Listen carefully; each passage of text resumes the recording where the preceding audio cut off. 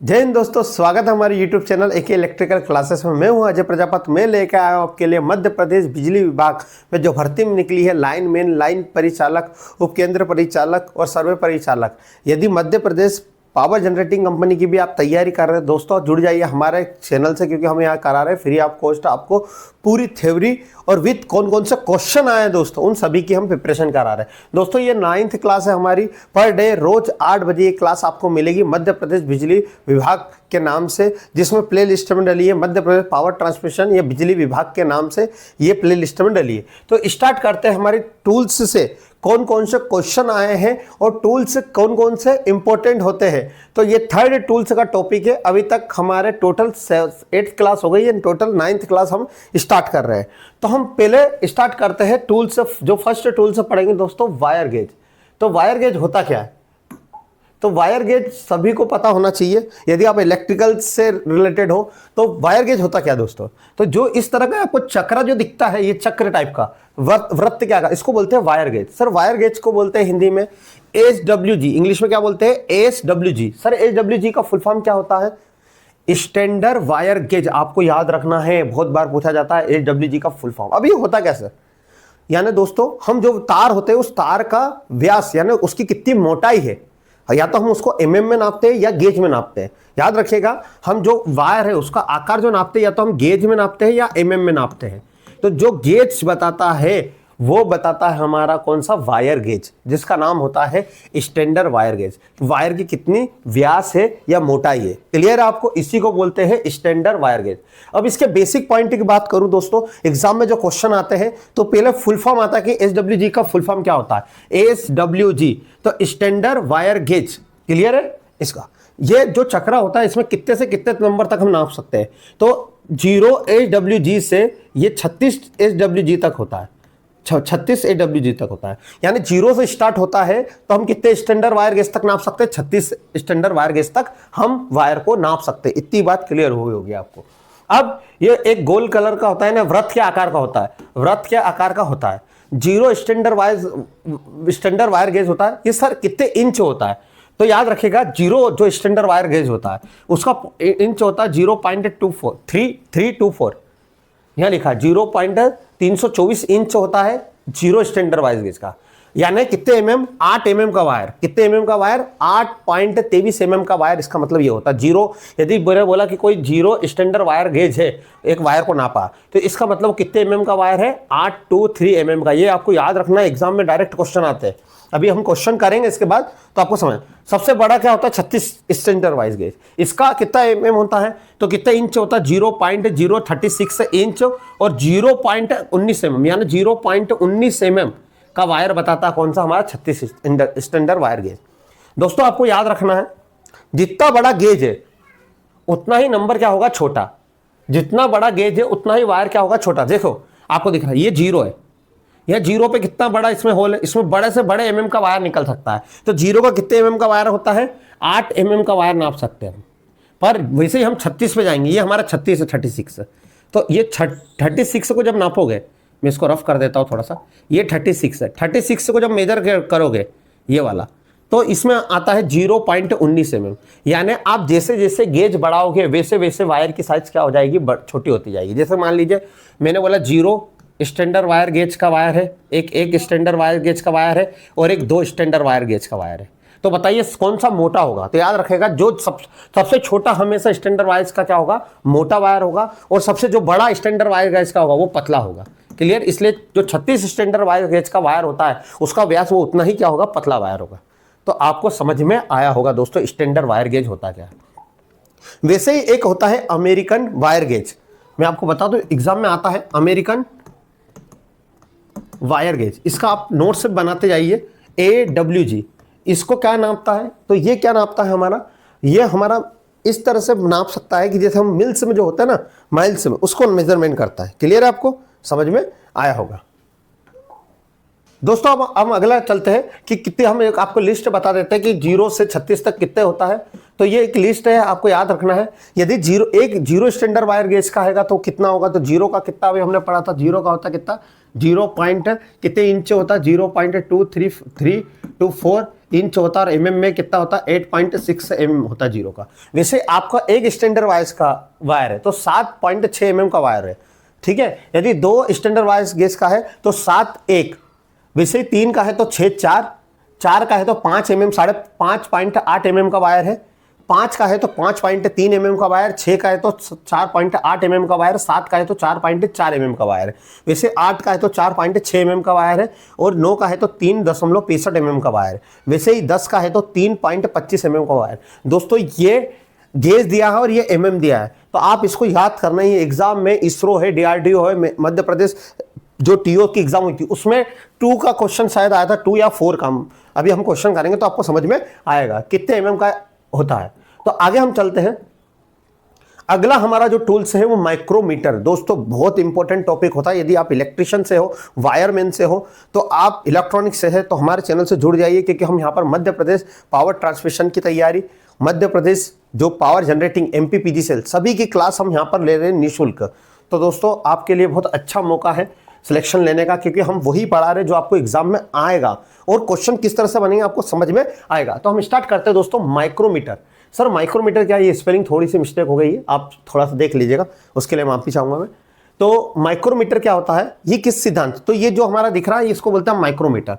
तो पहले मैं आपको इसके बारे में समझा देता हूं, फिर हम इसको क्या होता है वो बताता हूं। तो पहले जो माइक्रोमीटर है ना, ये क्या काम करता है, तो ये भी वायर को नापता है। सर आपने अभी SWG जो SWG बताया, स्टैंडर्ड वायर गेज, वो भी तो मीटर वायर को नापता है। तो वायर को तो दोनों नापते हैं, पर वो क्या ना करता है, ये क्या काम करता है, जो ये छोटे से छोटे वायर कितना, तो कितने वायर को नाप सकता है ये छोटे से छोटे वायर को, तो ये बहुत अधिक छोटे 0.01 mm, 0.0 mm यानी 0.01 mm, या हम सेंटीमीटर में इसको नापे तो 0.001 mm तक का वायर नाप, सेंटीमीटर वायर को हम नाप सकते हैं। इतना पतला से पतला वायर को हम नाप सकते हैं। तो हम पतले से पतले वायर को नापने के लिए हम किसका यूज करते हैं, माइक्रोमीटर का। क्लियर है? तो ये तो आपको क्लियर होगा। अब इस किस सिद्धांत पे काम करता है, तो ये नट बोल्ट के सिद्धांत पे काम करता है। नट बोल्ट यानी हम नट को किस तरह से कसते हैं, बोल्ट को, तो नट होता है और इसमें बोल्ट यानी वायर को, थ्रेड को कसता है, तो उसी सिद्धांत पे काम करता है। एग्जाम में आया था कि किस जो माइक्रोमीटर वो किस सिद्धांत काम करता है, तो नट बोल्ट के सिद्धांत पे काम करता है। दोस्तों मैं इसको गूगल करता हूँ, अलग अलग बुक के में से क्वेश्चन छांटता हूँ, फिर पुराने गूगल करके कौन कौन से क्वेश्चन आए उन सभी को निकालता हूँ। दोस्तों बस इसी मेहनत का मुझे आपका सब्सक्राइब चाहिए और एक लाइक चाहिए। तो अब ये सारी चीजें थी। नट बोल्ट के सिद्धांत कौन काम करता है, तो माइक्रोमीटर करता है। ये छोटे से छोटे माप को भी वायर के नाप सकता है। कितना नाप सकता है, तो ये 0.01 mm या 0.011 सेंटीमीटर यानी 0.001 सेंटीमीटर तक वो नाप सकता है। क्लियर है? जो माइक्रोमीटर होता है ये सर अधिकतम इस कितने mm के वायर नाप सकता है, तो याद रखिएगा ये अधिकतम 0 से 25 mm तक के वायर को नाप सकता है। क्लियर है? जो भी माइक्रोमीटर होता है वो 0 से 25 तक mm के वायर को नाप सकता है। ये कैसे आकार का होता है, तो यू आकार का। ये दिख रहा होगा कौन सा आकार का होता है, यू आकार को। इसको स्क्रू गेज भी कहते हैं। इसको क्या बोलते हैं, स्क्रू गेज मीटर भी कहते हैं। या तो नट बोल्ट के सिद्धांत पे काम करता है माइक्रोमीटर, या स्क्रू गेज मीटर भी कहते हैं। क्लियर? अब मैं इसके भागों के बारे में बता देता हूं, क्वेश्चन कैसे बनेंगे।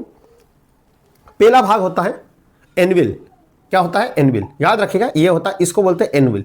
जो एक ये एनविल होता है और ये होता है स्पिंडल।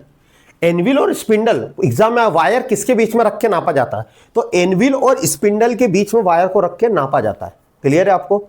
ठीक है। क्या करते हैं हम, जब वायर को यहां पे रखा, किसमें, एनविल और स्पिंडल के बीच में। क्लियर है? इसके बाद हम ये रिचेट को घुमाते हैं। किसको घुमाते हैं, रिचेट। एक नट होता है, इस रिचेट को हम क्या करते हैं, घुमाते हैं। इस भाग को बोलते हैं थिम्बल, इस वाले भाग को बोलते हैं मुख्य स्केल। क्या बोलते हैं, मुख्य स्केल। ये बताता है हमारा जो मुख्य स्केल, अभी मैं समझा रहा हूं अभी क्या होता है। और इसके जस्ट नीचे होती है वो बेरल या स्लीव कहलाता है। क्या कहलाता है, स्लीव। यानी यहीं पर इसी पूरे भाग को हम क्या बोलते हैं, स्लीव। क्या बोलते हैं, स्लीव। कोई कंफ्यूजन होना नहीं चाहिए। तो ये होता है एनविल और स्पिंडल के बीच वायर रखा जाता है। ये होता है हमारा रिचेट जिसमें हम नट को घुमाते हैं। ये होता है, ये भाग हमारा थिम्बल कहलाता है, ये थिम्बल स्केल कहलाता है। और ये होता है मेन स्केल। ये क्या होता है, हमारा मेन स्केल वाला पार्ट। क्लियर है दोस्तों? अब हम इसको डीप में और समझते हैं। सर कैसे एग्जाम में वायर को हम नाप सकते हैं, ये भी तो थोड़ा बताइए। तो आपको यहाँ दूसरी बार कोई से पढ़ने की जरूरत नहीं रहेगी। होता क्या, भागों के बारे में समझ जाना बस। चलो अब ये नापता कैसे, तो ये माइक्रोमीटर है।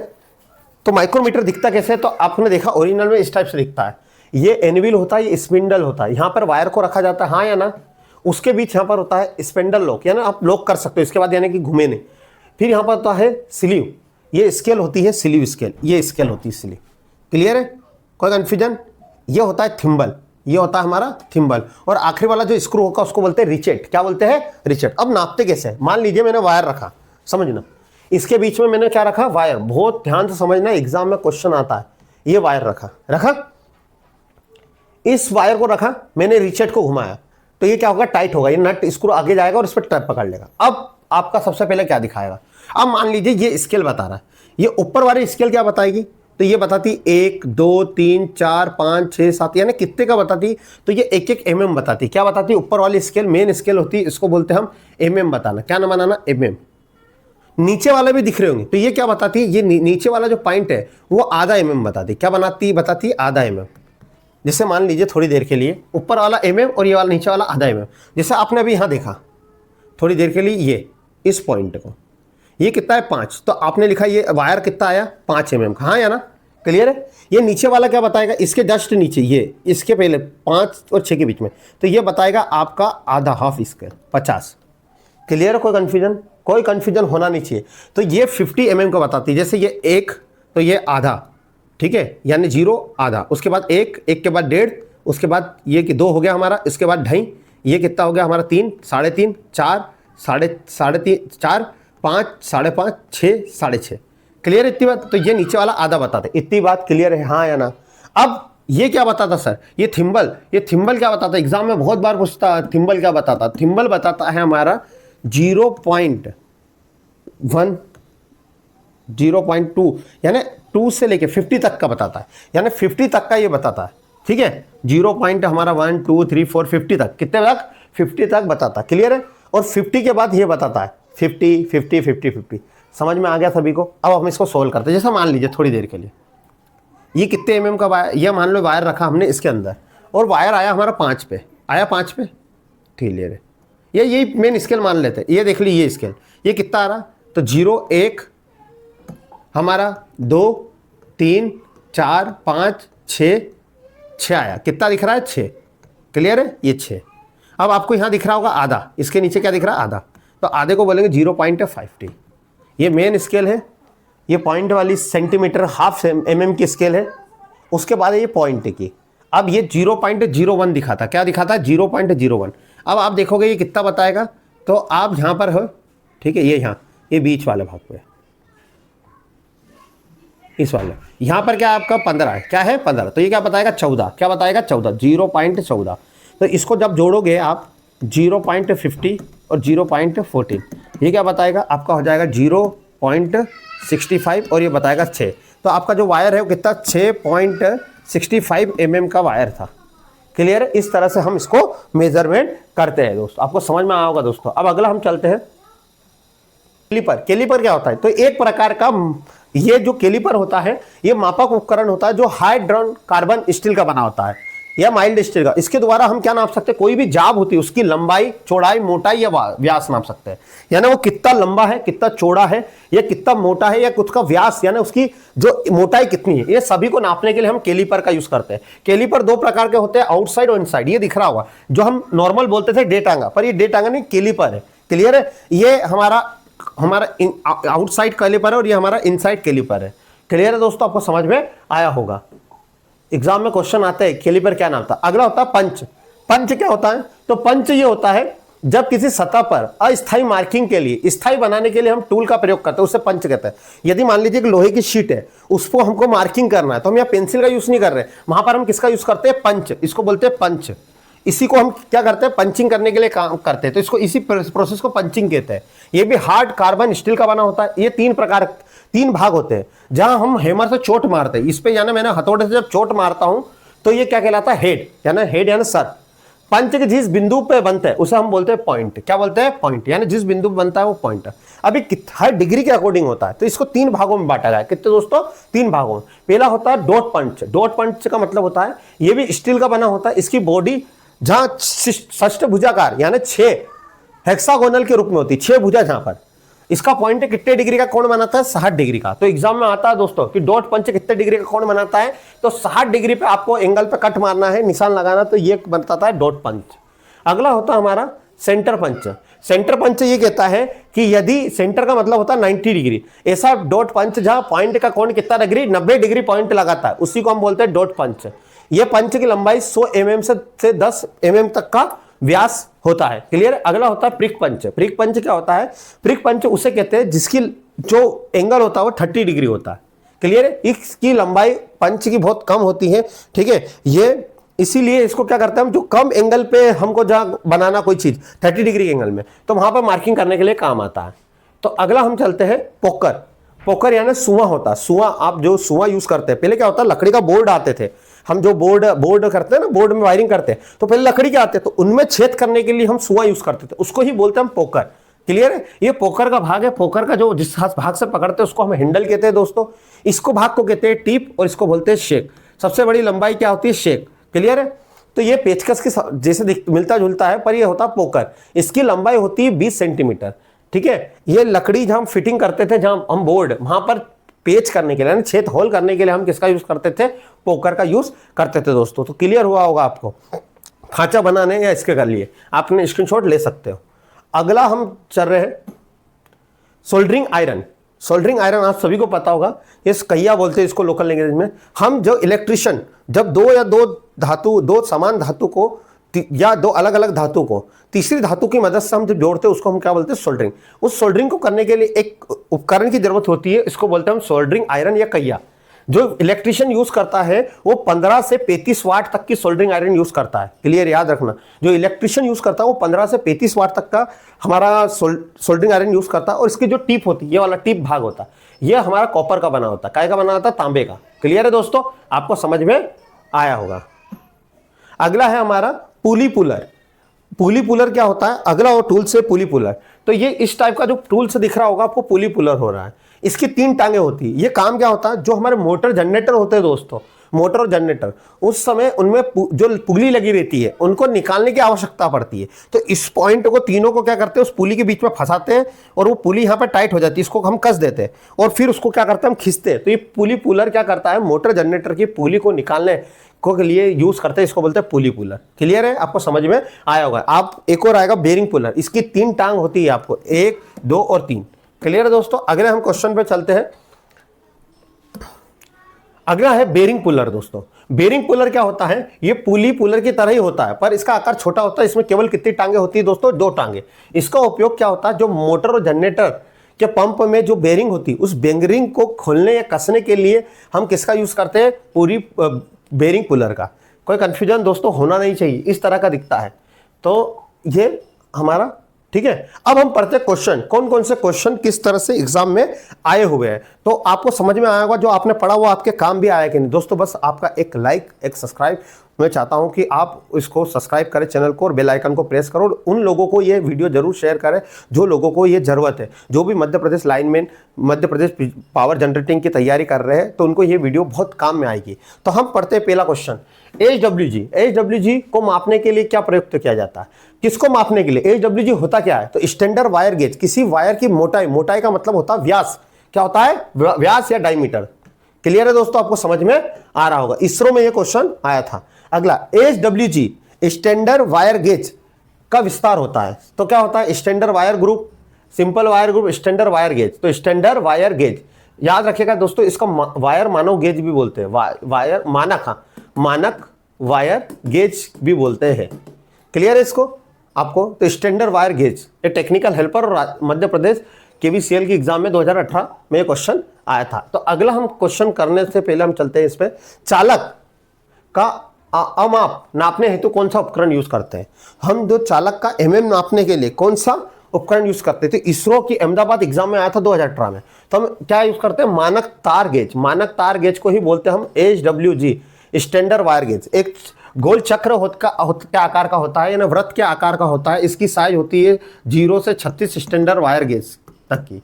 क्लियर है दोस्तों? 0 स्टैंडर्ड वायर गेज का आकार, वायर का आकार बड़ा होगा और 36 पे सबसे छोटा होगा। इतनी बात आपको क्लियर हुई होगी दोस्तों। अगले क्वेश्चन पर हम दोस्तों चलते हैं, कंडक्टर के आकार को मापने के लिए उपयोग किए गए जाने वाले मानक वायर गेज के खांचों में वायर कंडक्टर डालते समय वायर कंडक्टर को खोना चाहिए। तो ये NMRC एग्जाम में पूछा गया था। यानी हम HWG जो हमने अभी देखा था ना कि HWG जो खांचा था, HWG स्टैंडर्ड वायर गेज, तो इसमें खांचे बने होते हैं। इस खांचों में अब यदि वायर डाल रहे तो वो वायर कैसा होना चाहिए? तो ना तो ज़्यादा टाइट होना चाहिए ना ज़्यादा लूज होना चाहिए। तो हमको ऐसा देखना ना तो ज़्यादा टाइट हो ना ज़्यादा ढूला हो, उसको यानी आसानी से और प्रॉपर फिट हो जाए। तो ये कंडीशन होती है हमारी क्या, स्टैंडर्ड वायर गेज को डालने की। अगले क्वेश्चन पे चलते हैं दोस्तों। तार का मानक गेज की सीमा होती है, स्टैंडर्ड वायर गेज की सीमा कितनी होती है? तो सभी को ये बात पता होनी चाहिए। यूपी PGCL में क्वेश्चन आया था। HWG को स्टैंडर्ड वायर गेज कहते हैं। इसको 0 से 36 क्या होता है, स्टैंडर्ड वायर गेज तक किसका मान होता है दोस्तों। अगले क्वेश्चन पे हम चलते हैं दोस्तों। G3 स्टैंडर्ड वायर गेज का व्यास कितना होता है? तो व्यास यानी डायमीटर पूछ रहा, कितने mm होता है? तो अब मैंने बताया था आपको कि जो 3 है तो 3 का कितना होता है हमारा 6.4008 mm। आपको लिस्ट बताइए, आप लिस्ट देखना, आपको याद करना ही पड़ेंगे दोस्तों। समझ में आ रहा है? अगला टू स्टैंडर्ड वायर गेज का mm कितना होता है? ये भी टेक्निकल हेल्पर राजस्थान में पूछा गया था। तो 2 का कितना होता है 7.01 mm होता है दोस्तों। और 0 हमारा उसका कितना होता है mm, तो 0 गेज का कितना होता है 8.619 mm होता है। क्लियर है? कोई कंफ्यूजन होना नहीं चाहिए। तो अगला दोस्तों हमारा क्वेश्चन है, दिए गए विकल्पों में से छोटे तार की गेज की संख्या की पहचान करें। छोटा से छोटा गेज कौन सा होगा? तो आपको ये पता होना चाहिए, जो हमने पढ़ा था HWG standard wire gauge. HWG क्या होता है? Standard wire gauge. ये क्या बताता है? वायर का मोटाई या mm कितनी है, उसका व्यास कितना है, ये बताता हमारा स्टैंडर्ड वायर गेज। ये कितना होता है 0 से 36 तक होता है दोस्तों। 0 का सबसे छोटा होता है यानी सबसे बड़ा वायर होता है मोटा, और 36 का सबसे पतला वायर होता है। इतनी बात क्लियर है? अब इन्होंने पूछा इसमें से तो सबसे बड़ा कौन सा होगा? सबसे बड़ा होगा हमारा 7। इन ऑप्शन को लेके चलना, पर सबसे इनने पूछा है छोटा कौन सा होगा, तो यहां पर 40 होगा दोस्तों। 40 क्यों बोल रहे हो सर आप? यहाँ पर 36 तक होता है, तो 36 तक तो होता है दोस्तों, पर यूपी PCL ने क्या माना था? इसका आंसर 40 क्यों माना था? क्योंकि इन्होंने बड़ा पूछा है भैया। इन्होंने बोला कि हम आपसे स्टैंडर्ड वायर गेज का यहीं पे कोई जिक्र नहीं किया गया, हम तो गेज पूछ रहे हैं कि सबसे बड़ा गेज कौन सा हो सकता है। हम आपको ये नहीं बता रहे हैं कि 1 मीटर है स्टैंडर्ड वायर गेज, उसके अकॉर्डिंग नहीं पूछ रहे। हम तो ये पूछ रहे हैं कि आपके सामने वायर रखे हुए हैं 40 गेज का, 15 गेज का, 7 गेज का, 38 गेज का, सबसे छोटा कौन सा होगा? सबसे छोटा होगा 40 गेज का। क्लियर? और सबसे बड़ा होगा 7 गेज का। समझ में आया दोस्तों? अगला क्वेश्चन पे हम चलते हैं दोस्तों। पदार्थ मृदु होने के कारण विकृत हो जाने की वजह से HWG के इस्तेमाल में किस प्रकार से वायर का मापा नहीं जा सकता? तो यानी एक ऐसा कौन सा पदार्थ है जो यानी भाई टूटने के बाद हम उसको विकृत हो गया, अलग अलग हो गया, तो हम उसको नाप नहीं सकते। तो एल्यूमिनियम का जो वायर होता है दोस्तों, उसको हम मापने में बहुत दिक्कतें आती है यदि वो टूटने के बाद, तो हम उसका mm स्टैंडर्ड वायर गेज से हम नाप नहीं सकते। अगला क्वेश्चन पे हम चलते हैं। स्टैंडर्ड वायर गेज की संख्या 0 व्यास किसके बराबर है? तो आपको समझ में आ ही गया होगा कि हमने पढ़ा था इस किसके बराबर है। तो यहाँ पे mm और इंचेस में दिया है। किसके mm का, कितने mm का वायर होता है हमारा 0 का? तो हमारा mm के बराबर होता है। किसके बराबर होता है? 8.23 mm के बराबर हमारा क्या होता है बेटा? 0 व्यास का वायर होता है। ये मध्य प्रदेश ट्रेनिंग ऑफिसर में पूछा था और यही क्वेश्चन सेम यूपी RBNL में क्वेश्चन आया था। कोई कंफ्यूजन होना नहीं चाहिए दोस्तों। अगले क्वेश्चन पे चलते हम। अमेरिकन वायर गेज के तार को व्यास को किस पे दर्शाते? तो मैंने बताया था अमेरिकन वायर गेज AWG ये किसको बताता है? मिल्स को। किसको बताता है? मिल्स को बताता है। अगला क्वेश्चन पे हम जाते हैं। वायर गेज के प्लेट के आकार कैसा होता है? तो हमने बोला था ये जो वायर गेज था उसका आकार कैसा होता है? गोलाकार, आयताकार, त्रिकोणीय, वर्गाकार, चतुर्भुज। गोलाकार यानी गोल आकार का होता है। तार के आकार को मापने के लिए निम्न में कौन सा उपकरण करोगे? इतनी सारी एग्जाम में आया, DMR से टेक्निकल हेल्पर, यूपी PCL, फिर यूपी RBNL टेक्निकल हेल्पर, तो अलग अलग एग्जाम में एक ही क्वेश्चन सेम पूछा गया। तो हम 2 उपकरण यूज करते हैं तार का आकार mm नापने के लिए। एक तो स्टैंडर्ड वायर गेज HWG और एक होता है माइक्रोमीटर। तो कौन सा आंसर आएगा? स्टैंडर्ड वायर गेज और माइक्रोमीटर दोनों का यूज करते हैं। दोस्तों आपको वीडियो पसंद आए तो वीडियो को लाइक करें और चैनल को भी सब्सक्राइब कर लीजिए। आरेख में दर्शाया गया उपकरण कौन सा है? ये यूपीपीसीएल में आया था, ये दिया गया है। तो ये जो दिख रहा है आपको, ये हमारा कौन सा होता है, HWG स्टैंडर्ड वायर गेज। इसका साइज कितना होता है, 0 से 36 स्टैंडर्ड वायर गेज तक होता है। क्लियर है दोस्तों आपको। तो कौन सा है ये, तार गेज। वायर गेज का मतलब होता है तार, हिंदी में तार गेज। अगला क्वेश्चन है, माइक्रोमीटर और कैलिपर्स से को यथार्थ नापने के लिए क्या यूज करते हैं। तो कौन सा हम गेज यूज करते हैं, यानी हमारा जो माइक्रोमीटर और कैलिपर्स यथार्थ नापने के लिए किस गेज का यूज करते हैं, तो स्लिप गेज का यूज करते हैं। स्लिप गेज क्या होता है, स्लिप गेज जो आयताकार होता है, पतला सा पतला, उसको नापने के लिए हम किसका, कौन से गेज का यूज करते हैं, स्लिप गेज का यूज करते हैं। अगले हम चलते हैं, माइक्रोमीटर में जो स्क्रू गेज की रीडिंग दी गई क्या बता रहा है। मैंने आपको पहले ही बताया था इसको नापने का, तो बहुत अच्छी चीज है। पहले यह था मेन स्केल, देखिए कितना है, 0 1 2, कितना बता रहा है, 2, कितना बता रहा है ये, 2, देखो ये 2 बता रहा, हाँ या ना। इसके बाद ये बता रहा, क्या बताता, आधा 50%, हाँ या ना, क्लियर है। फिर इसके बाद ये 40 लिखा है, हाँ। इसके बाद क्या है, ये लिखा 39 और ये 38, तो ये हमारा हो गया 38, कितना हो गया 38। अब इसको मेजरमेंट करो, तो 2 पॉइंट, इसको जब जोड़ोगे तो ये हो जाएगा 8, 3 और 5 8 पॉइंट और 2, तो 2.88, कितना आ जाएगा हमारा, 2.88। ये आपको आंसर में मिलेगा। क्लियर, आपको समझ में आया होगा दोस्तों। अगले क्वेश्चन पे चलते, कैलिपर द्वारा नापा जाता है। कैलिपर जो हमारा डेट टांगा जैसा दिखता है, डिवाइडर जैसा, वो लंबाई भी नापता है, चौड़ाई भी नापता है और व्यास भी नापता है दोस्तों। तो चारों ऑप्शन को मेजर करता है। क्लियर है। अगले क्वेश्चन पे हम चलते हैं, लकड़ी के बोर्ड में पेच कसने के पूर्व किस औजार से खोचा जाता है, यानी उसको किस से अपन होल करते थे पहले लकड़ी के बोर्ड में, तो हम किसका यूज करते थे, पोकर का। किसका, पोकर। समझ में आया होगा दोस्तों। तो दोस्तों इस तरह से हमारा ये पूरे क्वेश्चन रहे, और किस तरह से आपको ये समझ में आया, प्लीज़ ये कमेंट बॉक्स में कमेंट्स करें। आपके कमेंट्स हमारे लिए एक मोटिवेशन भी रहता है कि दोस्तों आपको समझ में आया कि नहीं, हम उसको और हमारा इंप्रूवमेंट करें। तो दोस्तों आपको वीडियो पसंद आई होगी, आशा करता हूँ। वीडियो पसंद आई तो वीडियो को लाइक करें, चैनल को सब्सक्राइब करें, और हमारे टेलीग्राम चैनल से जुड़ना ना छोड़े, क्योंकि डिस्क्रिप्शन में लिंक दी है। हम हर गवर्नमेंट वैकेंसी का नोटिफिकेशन हम उसमें पूरे डिटेल से उसमें पहले प्रोवाइड करते हैं दोस्तों। तो मिलते हैं फिर कल 8 बजे एक नई वीडियो के साथ। जय हिंद, जय भारत।